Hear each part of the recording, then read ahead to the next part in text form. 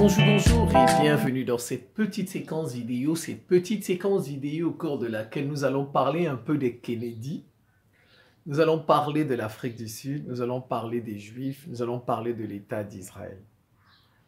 Vous savez qu'en ce moment, c'est historique. Ce n'est jamais arrivé depuis la fin de la Deuxième Guerre mondiale. Un pays qui traîne Israël, on va dire, ce n'est jamais arrivé depuis 1948, depuis la création de l'État d'Israël. Un pays qui traîne Israël devant les tribunaux.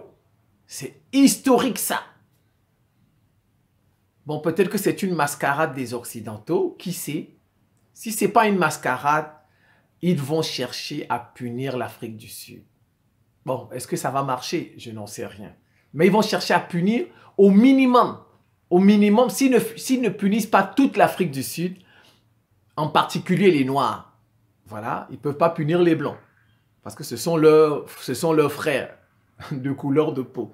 Et en plus, ceux qui sont en avant dans cette plainte à la CIG, à la Cour internationale de justice, ce sont des Noirs. C'est le gouvernement de l'ANC. Donc, c'est le gouvernement de Cyril Ramaphosa. Donc, soit ils vont punir les Noirs d'Afrique du Sud, ben, eux seuls savent comment ils vont le faire, comme ils ont l'habitude de le faire, ou bien ils vont punir ceux qui s'occupent de ce dossier directement. C'est-à-dire, ils vont punir Cyril Ramaphosa parce que c'est lui le président. Un tel dossier ne peut pas arriver à la CIG si le président ne donne pas son là, s'il ne donne pas son OK. Et certainement, ils vont punir les ministres qui sont en charge de ça. Voilà, c'est ça. Voilà. Je pense qu'ils vont aussi punir les avocats, parce que c'est des avocats qu'on voit à la télé là. Et vous avez vu, il n'y a presque aucun blanc sud-africain.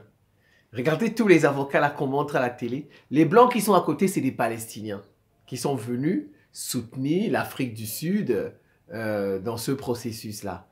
Il n'y a pas un blanc. Il n'y a pas un blanc sud-africain. Si vous voyez même le box là, il n'y a pas un blanc sud-africain. Donc je pense qu'ils vont même punir aussi les avocats en charge de ce dossier. Voilà. Alors, donc, depuis la guerre, depuis le 7 octobre, le Hamas a attaqué Israël. Mais le conflit ne commence pas le 7 octobre. Le conflit commence depuis 1948. Quand les Juifs ont décidé de proclamer leur État et d'arracher des terres aux Palestiniens. Donc, en fait, ce que fait le Hamas, ce n'est qu'un acte de résistance. Pour ma part, si ça les énerve, ils peuvent supprimer la vidéo, supprimer la chaîne, supprimer le compte Facebook. Je ne suis non plus content de voir des gens mourir. Voilà, je ne suis pas content de voir les gens. Nous, on a dit qu'il faut une solution à 2 États. Ne venez pas nous faire de la théologie, de grâce. Ce n'est pas une vidéo de théologie.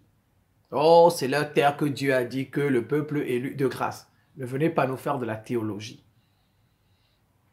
Voilà. Donc, et vous savez ce qu'ils ont fait.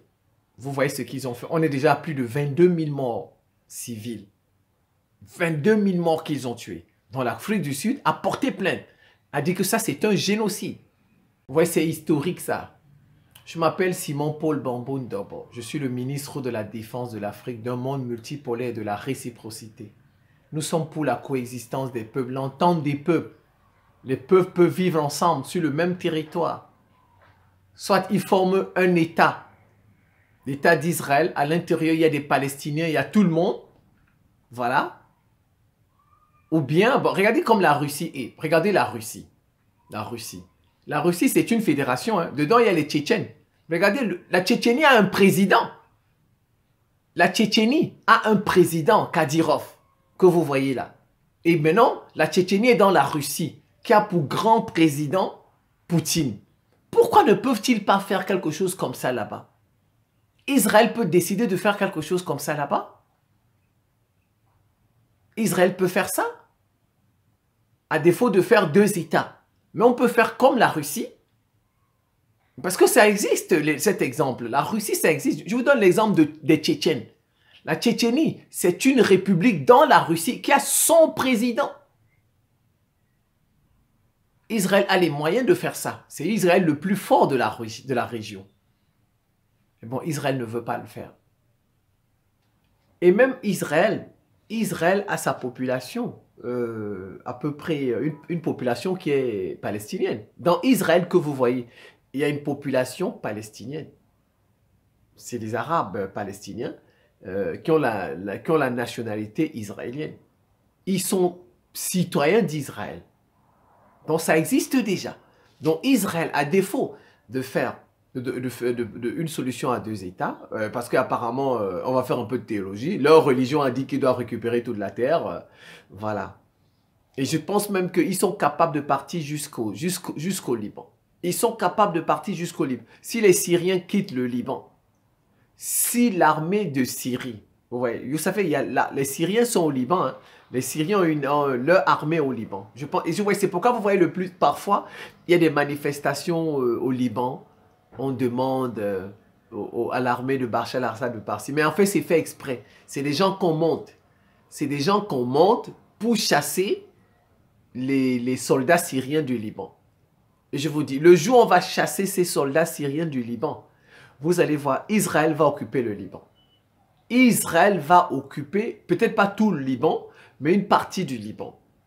Voilà. Donc, c'est comme ça. Donc vous voyez déjà, sur le territoire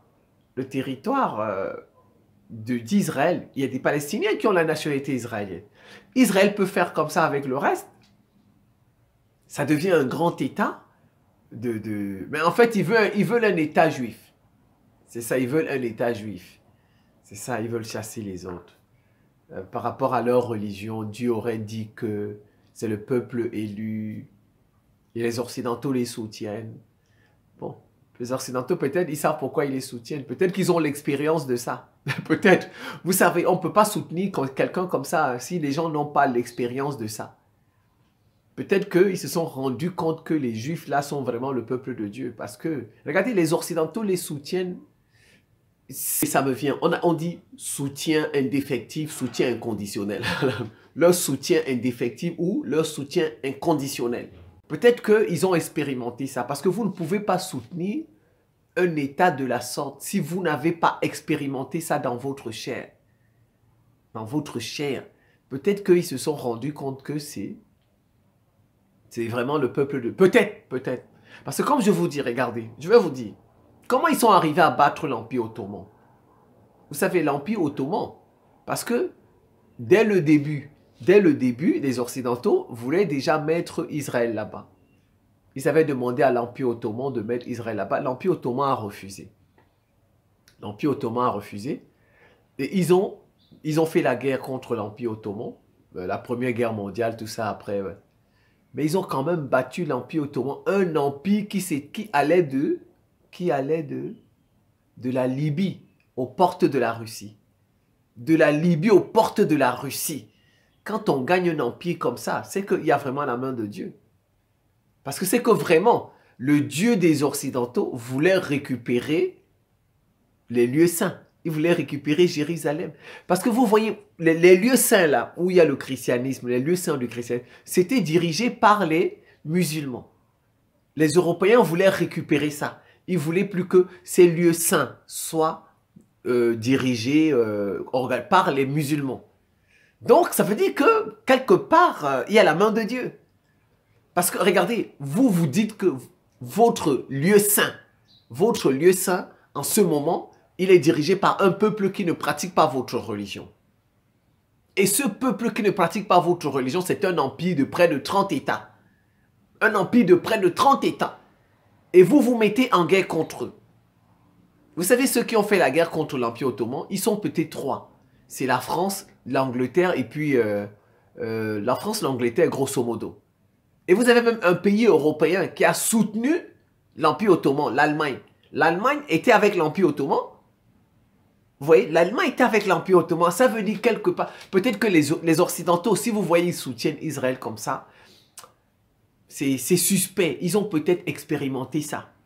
Que c'est le peuple de Dieu. Sinon, ils ne peuvent pas soutenir Israël de la sorte. Ils ont dû l'expérimenter.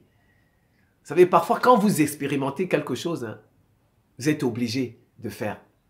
Quand vous n'avez pas expérimenté quelque chose, vous allez vous dire, bon, mais c'est certainement, je dis, certainement, ils ont dû expérimenter ça, les Occidentaux. Sinon, pourquoi ce soutien? Bon, voilà, c'est pas ça l'objet de la vidéo, c'était une parenthèse. Voilà. Mais je pense que Israël va punir l'Afrique du Sud.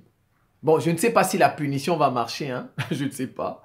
Mais je pense qu'ils vont punir les Sud-Africains.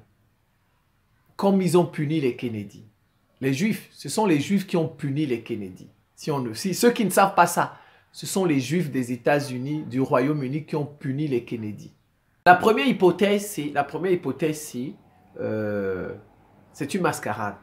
Peut-être que les Occidentaux ont demandé à l'Afrique du Sud de porter plainte pour montrer aux yeux. Vous voyez, le noir, on utilise toujours le noir. Quand vous voyez, on nous utilise toujours. On utilise les noirs pour faire les mauvaises choses. Voilà. Peut-être qu'ils ont utilisé l'Afrique du Sud pour porter plainte contre Israël à la CIG. Et comme ça, pour lancer un message au reste du monde que bon, Israël est un État comme les autres. Voilà, on peut le traîner devant les tribunaux. Voilà, ça c'est la première hypothèse. Ça c'est la première hypothèse. Donc on utilise les Noirs, on utilise l'Afrique du Sud pour faire ce job. Voilà, pour faire ce job. Ça c'est la première hypothèse. Et d'ailleurs même, mais je pense que, bon, effectivement, les États arabes, ce sont eux qui devraient faire ça. Mais il y a peut-être deux hypothèses pour les États arabes. Pourquoi n'ont-ils pas fait ça? Parce que normalement, c'est la Ligue arabe qui devait porter plainte contre Israël. C'est la Ligue arabe. Mais la Ligue arabe ne l'a pas fait. Donc les monarchies arabes du Golfe ne l'ont pas fait. Soit elles sont lâches, les monarchies arabes du Golfe, ou bien les pays arabes sont lâches, ou bien ils se disent déjà, bon, c'est pas la peine de porter plainte contre Israël, parce que si on va aller porter plainte contre Israël dans les tribunaux des Occidentaux qui soutiennent Israël. Donc c'est peine perdue, c'est pas la peine. C'est pas la peine. Donc il y a peut-être, soit ils sont lâches, voilà, les pays arabes sont lâches. Deuxième hypothèse, c'est pas la peine d'aller perdre du temps devant les tribunaux des Occidentaux qui ne vont jamais nous donner raison. La troisième hypothèse se dit, bon, comme ils ont fait des guerres dans le passé contre Israël et qu'ils ont toujours perdu, ils ont dit, bon, c'est pas la peine. Essayons de nous armer d'abord, de devenir forts. Et c'est ce qu'ils sont en train de faire. Regardez les Émirats arabes unis. Les Émirats arabes unis ont déjà envoyé une sonde sur Mars. C'est des pays qui sont en train de s'armer. Bon, ils n'en fabriquent pas. Ils achètent. C'est ça le problème. Ils achètent toujours chez les Occidentaux. Les Occidentaux peuvent leur donner des armes qui n'ont pas de code. Sans le code, eh ben, ils ne peuvent pas l'utiliser. Mais bon, soit ils sont en train de s'armer. Bon, comme ils n'en fabriquent pas, c'est pourquoi j'ai un peu de doute sur cette hypothèse.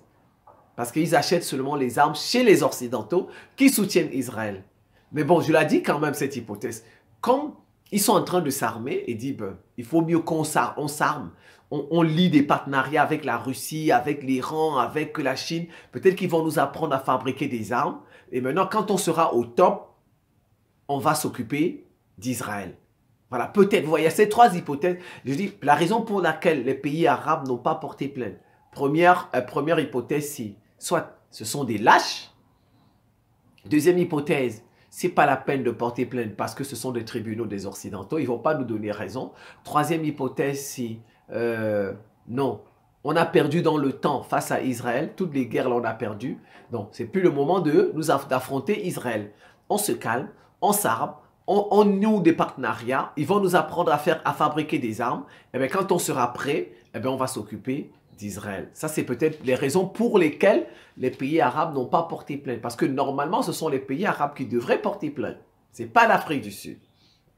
Alors, donc la première hypothèse, c'est on a demandé à l'Afrique du Sud de faire ça pour montrer que Israël est un État comme tous les autres. Donc, on peut traîner Israël devant les tribunaux. Ça, c'est la deuxième hypothèse, c'est pas une mascarade, c'est la vérité. L'Afrique du Sud, vous savez, Yasser Arafat a toujours soutenu l'ANC dans son combat contre l'apartheid. Les Palestiniens que vous voyez là, ils ont toujours, en tout cas leurs dirigeants, et en l'occurrence Yasser Arafat.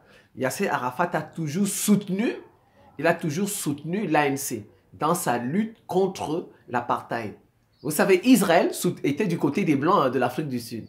Et maintenant, Yasser Arafat, l'OLP était du côté de l'ANC. Donc, les Sud-Africains, en fait, sont reconnaissants. Ils sont tous, c'est de la reconnaissance. Moi, l'Afrique du Sud, Je vais donner une note comme en classe, par exemple, 10 ou 5. Ouais, je vais donner une note dans tout ça. Voilà, donc c'est normal. Donc l'Afrique du Sud rend aux Palestiniens ce que eux ont fait pour l'Afrique du Sud. Voilà, ils rendent aux Palestiniens ce que les Palestiniens ont fait pour eux. Voilà, c'est tout. Voilà, c'est ça. Mais je suis content. Je suis content. Je suis content. En même temps, je ne suis pas content. Je suis content parce qu'il est temps que les Africains aussi aient une mission. Une mission dans le monde, défendre la justice. Défendre la justice. Comment on va dire? Il faut que les Africains aient une mission. Vous voyez, tous les peuples ont une mission. Si vous regardez bien, tous les peuples ont... Regardez les Occidentaux. Champions en démocratie, champions en droits de l'homme. Ils parlent de ça partout, n'est-ce pas? C'est leur mission. Regardez les Russes. Les Russes, monde multipolaire. Vous voyez? C'est la mission des Russes.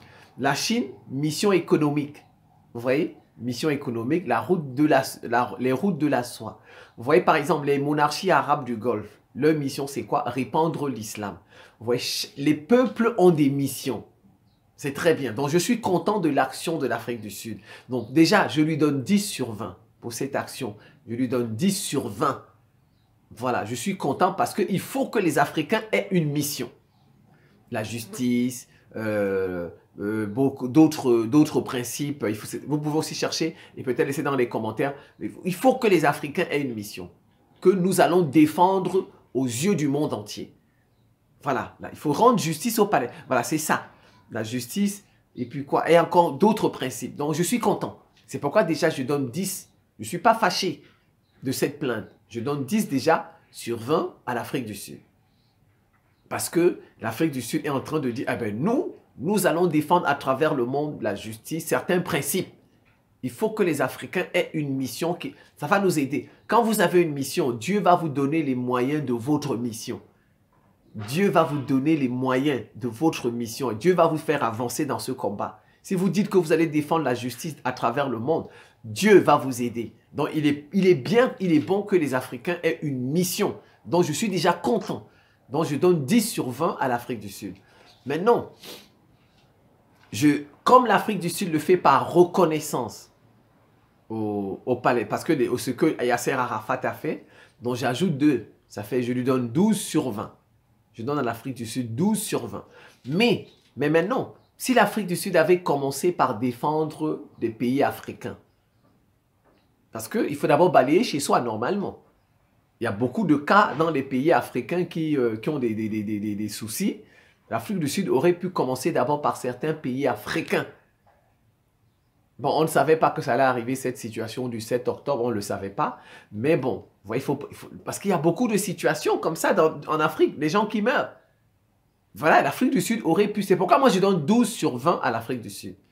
Si l'Afrique du Sud avait commencé par défendre sur son propre continent, cette situation-là, voilà, alors moi je serais allé, et après, elle défend les Palestiniens, et moi je pourrais lui donner jusqu'à 17, 18 sur 20. Vous ne savez pas, vous voyez. Donc, je suis content parce que désormais les Noirs ont une mission à proposer au monde entier, je lui donne 10. Je suis content pour la reconnaissance à l'égard du travail de Yasser Arafat, j'ajoute 2 points, ça fait 12. Mais pourquoi je ne vais pas jusqu'à 18? Parce que j'aurais préféré que l'Afrique du Sud commence d'abord en Afrique. D'abord. Avant d'aller voir un autre continent et d'autres peuples. Donc, mais je lui donne quand même 12. Bon, certains pourraient aussi dire que l'Afrique du Sud a commencé, que d'autres pays africains s'occupent de l'Afrique. Oui, peut-être ça aussi, c'est vrai. Que d'autres pays africains aussi peuvent s'occuper de l'Afrique. Voilà.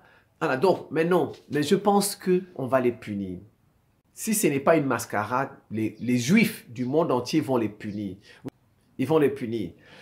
Ils vont les punir. S'ils ne les punissent pas eux-mêmes, ils vont les punir à travers leurs enfants.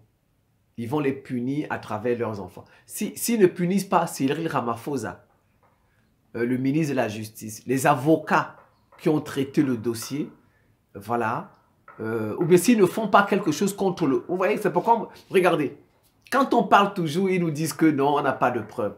Vous n'avez pas remarqué, tous ces temps-ci en Afrique du Sud, il n'y a plus d'explosion. Il n'y a plus d'explosion, il n'y a plus de manifestations, il n'y a plus rien. Mais vous avez vu, avant le sommet des BRICS, il y a eu des explosions, des manifestations. Parce que c'était provoqué, c'était monté par les Occidentaux pour empêcher, pour mettre la pression sur Cyril Ramaphosa afin que Poutine ne vienne pas en Afrique du Sud. Vous voyez, depuis que le sommet des BRICS est fini, regardez, il n'y a plus d'explosion en Afrique du Sud. Il n'y a plus de camionneurs qui grèvent. Il n'y a plus de grève en Afrique du Sud. Il n'y a plus de manifestations. Vous voyez, contre le gouvernement, il n'y en a plus. Quand on dit toujours que ce que vous voyez là, c'est les Occidentaux qui, en sous-main, poussent les gens à faire ça. Les gens nous disent, vous n'avez pas de preuves, vous n'avez pas de preuves, vous n'avez pas... Voilà. Depuis que le sommet des BRICS est fini. Vous avez vu, il y a eu une manifestation en Afrique du Sud? Non.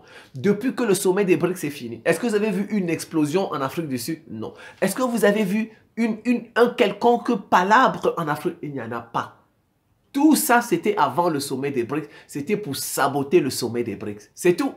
Et c'était les Occidentaux qui étaient derrière. Donc, vous voyez, donc je pense que Israël, les Juifs à travers le monde entier, qui sont en France, etc., aux États-Unis, en Allemagne, ils vont essayer ils vont chercher parce que ils vont chercher à punir l'Afrique du Sud. Ou bien du moins ceux qui sont derrière ce dossier.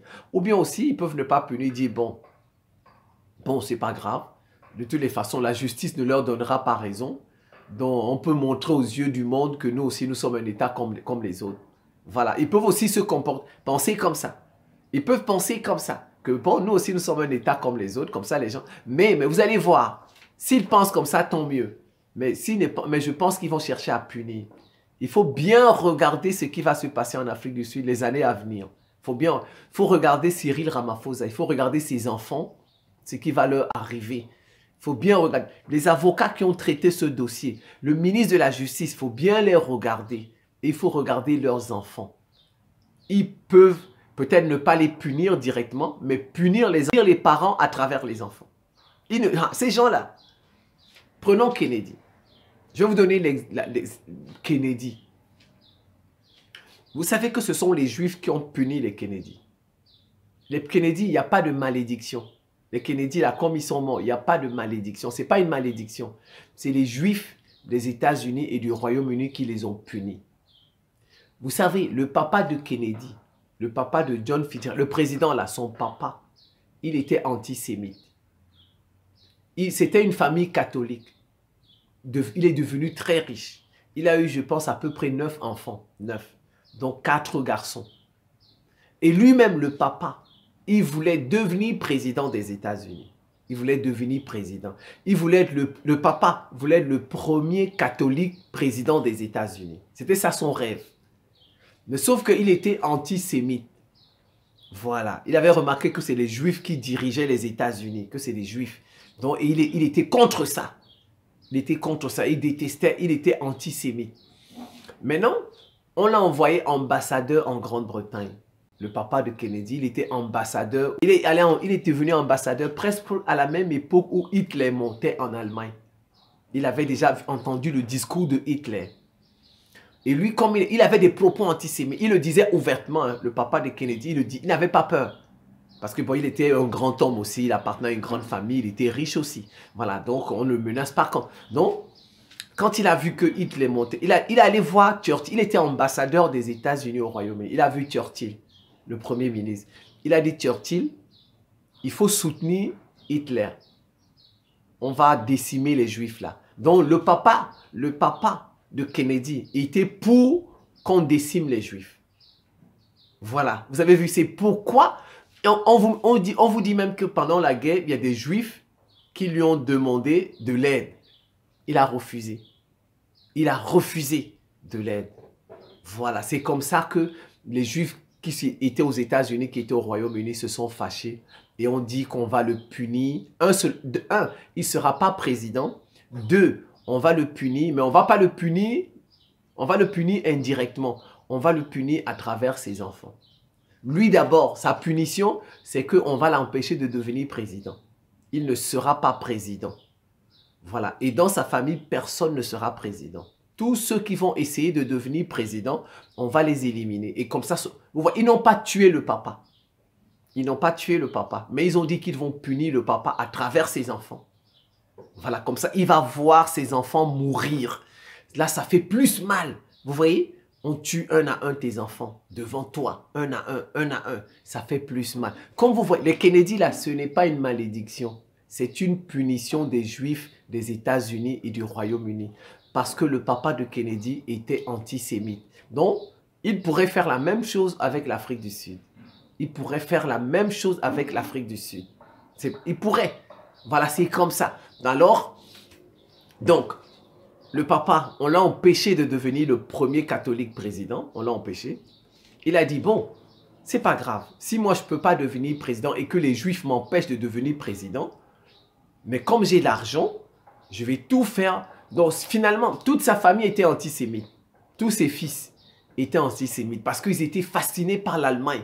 Le Kennedy, là, le Kennedy président, là, il était fasciné. Il a même écrit des livres sur l'Allemagne.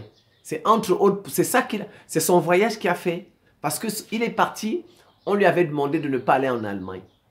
Et le voyage, c'était une façon de partir dire qu'il aime les Allemands.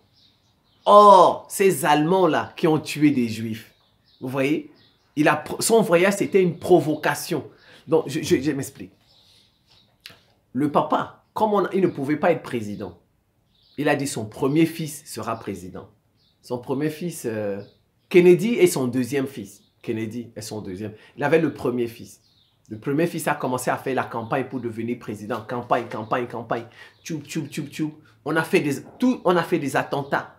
Des attentats, ça ne marchait pas. Il prend un avion, il va se... L'avion fait l'accident. Soit c'est une voiture qu'on sabote. Et finalement, le premier fils est mort. On a saboté. Je pense que c'était un avion et il est mort. Le premier fils. Le papa a eu mal. Mais même comme ça, il n'a pas abandonné. Il a dit, moi, je ne peux pas être président. Mon premier fils, on a tué mon premier fils.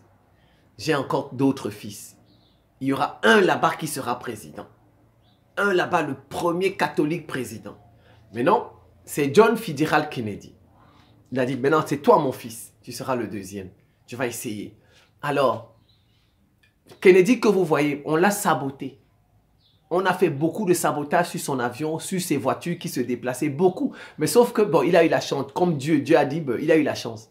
Kennedy, il aurait pu mourir il ne serait pas devenu président. C'est Dieu qui l'a protégé. Surtout que Kennedy, le président là, il a eu une bonne femme. Voilà, Jackie Kennedy. C'est elle qui l'a sauvé aux yeux des États-Unis.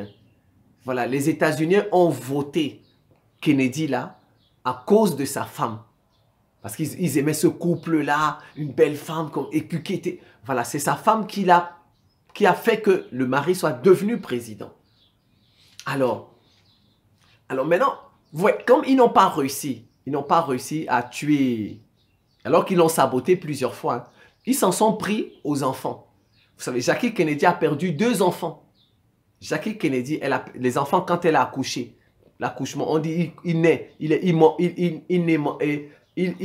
l'enfant naît mort. Jackie Kennedy a perdu 2 enfants à l'hôpital. Imaginez-vous un peu. Vous pensez que qu'est-ce qui s'est passé à l'hôpital? On a saboté ça là-bas. Pour les punir. Parce qu'elle a fait élire son mari. Kennedy est devenu président grâce à sa femme. Donc, elle a perdu 2 enfants à l'hôpital. 2 enfants. Maintenant, Kennedy est devenu président. Ils n'ont pas réussi leur coup. Alors, mais ils lui ont dit de ne pas aller en Allemagne. Parce que quand il va en Allemagne, c'est Ich bin in Berlin. Vous voyez, c'est une façon de montrer aux Allemands qu'on les aime. Alors qu'ils ont tué des Juifs. Et on vous dit que Kennedy, il a écrit un livre sur l'Allemagne. Kennedy a écrit un livre sur l'Allemagne. Où il montre son amour pour l'Allemagne. Voilà. Il aimait l'Allemagne. Il disait, c'est le meilleur pays au monde. Pour les Kennedy, il disait que l'Allemagne, c'est le meilleur, même au niveau de développement, etc., c'est le meilleur pays au monde. Et ça fâchait les Juifs. Il dit, ah bon, il va en Allemagne. Un pays qui nous a génocidés. Vous avez vu, c'est quand il est rentré d'Allemagne qu'on l'a tué. Vous avez vu, c'est quand il est rentré d'Allemagne qu'on l'a tué. Vous ne voyez pas ça. Donc, ils avaient prévu ça. Donc, on lui avait dit de ne pas partir en Allemagne. Parce que le fait qu'il parte en Allemagne, ça dérange certaines familles juives. Ça dérange certaines familles juives. Qu'il va dans un pays, le pays qui a génocidé les Juifs. Vous avez vu? C'est quand il rentre qu'on le tue. Donc, en fait, si Kennedy n'était pas allé en Allemagne, on n'aurait pas tué Kennedy. On ne l'aurait pas tué. Voilà. C'est la goutte d'eau qui a débordé le vase. Son voyage en Allemagne. Voilà. Il est allé montrer aux Allemands qu'ils les aiment, qu'ils ont un grand pays, que c'est des gens bien. Alors que, c'est vrai, c'est 20 ans, 25 ans après la Deuxième Guerre mondiale. Mais vous savez, ils gardent tout. Vous voyez, ils ont des archives de tout. Et la vengeance, là, ils gardent ça. Vous voyez, même 30 ans après, ils gardent la vengeance des Allemands. Comment un pays qui nous a génocidés, le président des États-Unis peut aller là-bas leur dire que il aime leur pays, etc., etc. C'est ça. Donc c'est pourquoi vous avez vu quand Kennedy est rentré, on a tué Kennedy. Pouf! Voilà, c'est fini. On l'a tué. On a puni le papa à travers ses enfants. Vous voyez? Dites-moi, est-ce que vous avez déjà vu la visite d'un président des États-Unis en Allemagne? Vous avez déjà vu un président des États-Unis visiter l'Allemagne depuis la fin de la Seconde Guerre mondiale? Vous avez déjà vu ça? Non. Vous allez voir. Donc, en fait, la visite de Kennedy, parce que, vous savez, officiellement, les États-Unis n'étaient pas en guerre contre l'Allemagne. L'Allemagne n'a pas attaqué les États-Unis. L'Allemagne a attaqué ses voisins européens, France, Belgique, Royaume-Uni. Voilà ceux qui étaient en guerre contre l'Allemagne. L'Allemagne n'était pas en guerre contre les États-Unis. Donc, il n'y a pas un problème entre l'Allemagne et les États-Unis. Il n'y a pas. Les États-Unis sont seulement venus en secours. Donc, ils sont venus aider ceux que l'Allemagne a attaqués. Donc, les États-Unis n'ont pas besoin de se réconcilier à l'Allemagne. Ou bien se réconcilier avec l'Allemagne. Voilà. Les États-Unis n'en ont pas besoin. Vous avez vu, prenons par exemple, je donne deux pays. Vous avez la France, vous avez... je vais vous expliquer pourquoi. Pourquoi? Parce que quand je dis que Kennedy, vous voyez, il a été tué juste après la visite en Allemagne. Vous voyez, il a juste été tué. En fait, c'était comme une réconciliation avec l'Allemagne. Alors que,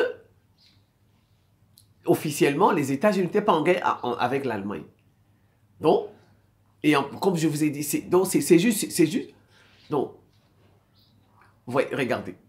Le Royaume-Uni, la reine Elisabeth est allée en Allemagne en 64 comme ça.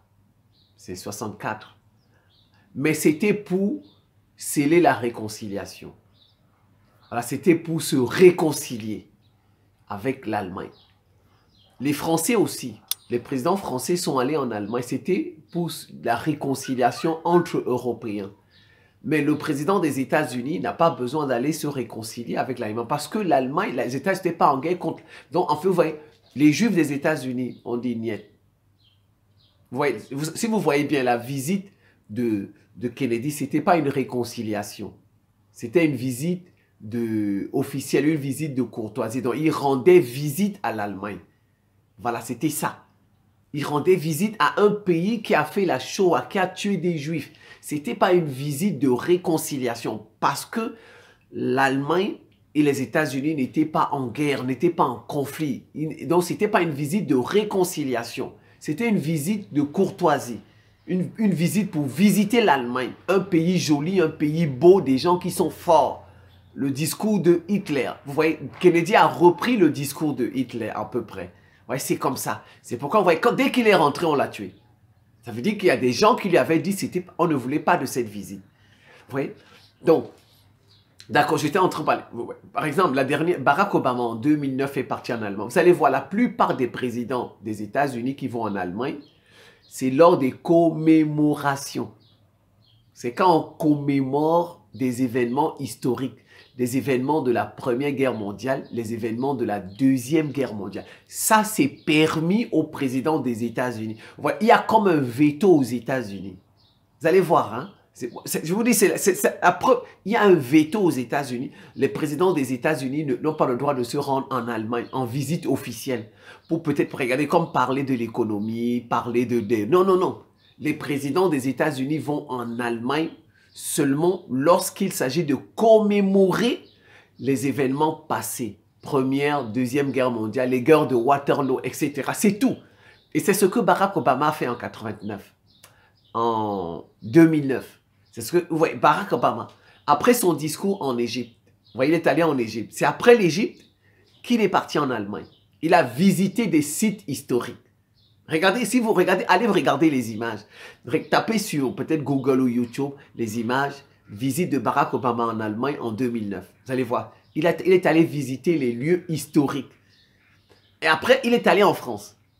Vous voyez? Et c'est en France qu'on a fait la commémoration, la grande commémoration des événements passés. Vous voyez, les présidents des États-Unis, il y a comme un veto aux États-Unis, depuis la fin de la Deuxième Guerre mondiale.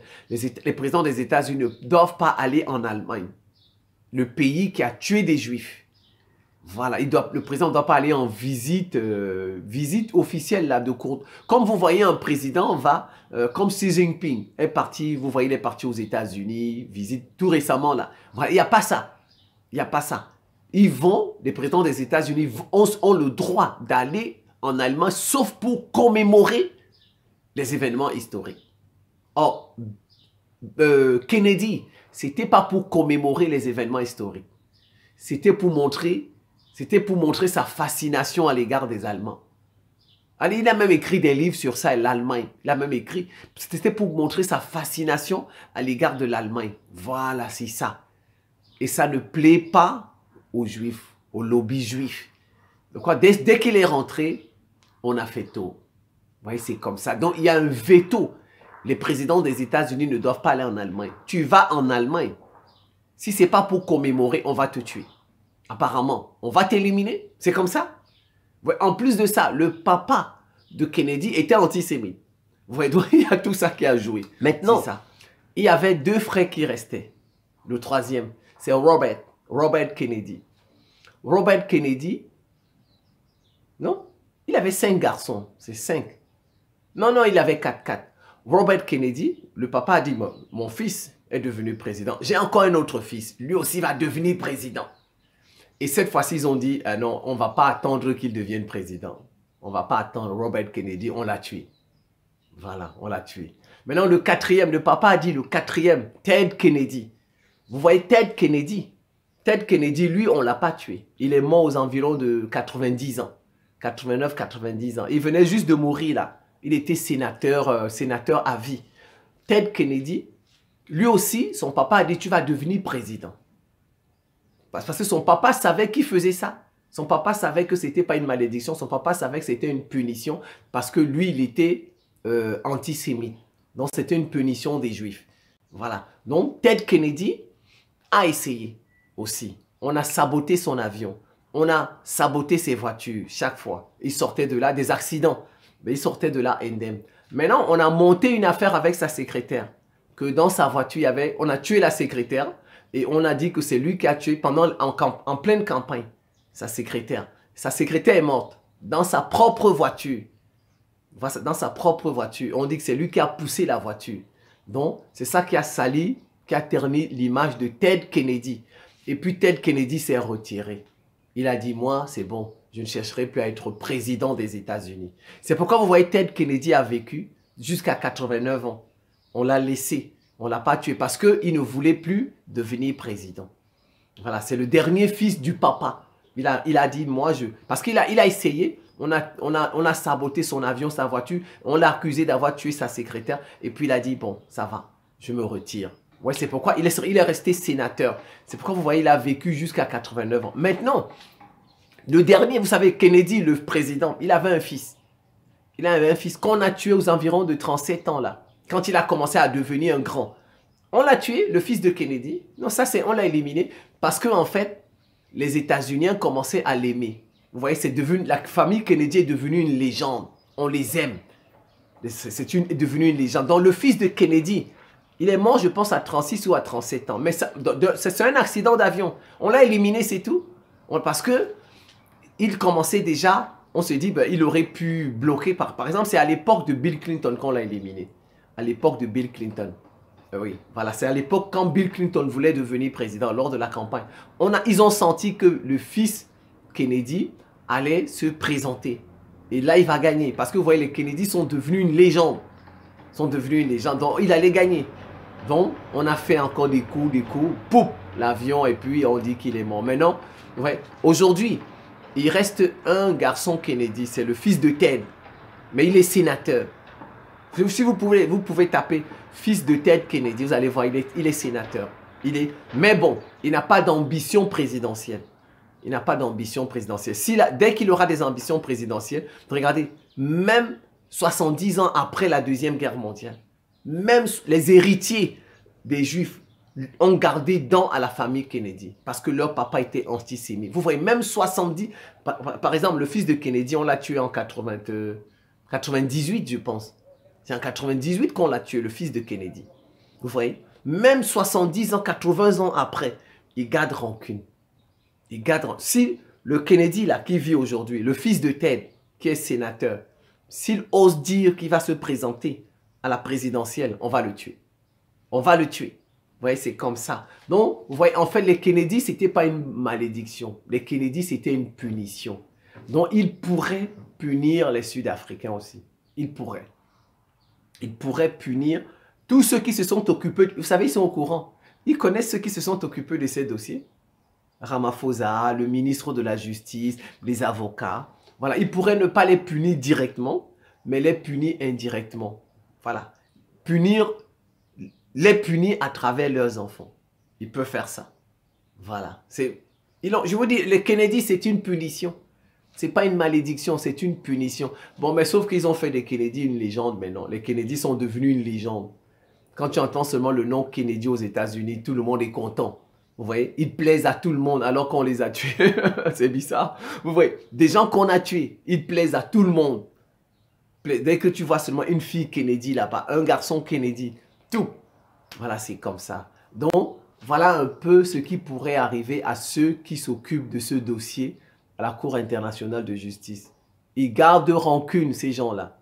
Ils gardent rancune. Qui sait? Peut-être que moi aussi, ils sont en train de me garder rancune. Parce que, bon, mais ça, c'est pas moi qui ai écrit ça. Ils ont des livres qui ont parlé de ça. Il y a des gens qui ont écrit des livres sur ça. Qui ont travaillé avec le papa de Kennedy. Le papa de Kennedy a expliqué ça. C'est le papa de Kennedy qui a expliqué ça. C'est pas moi.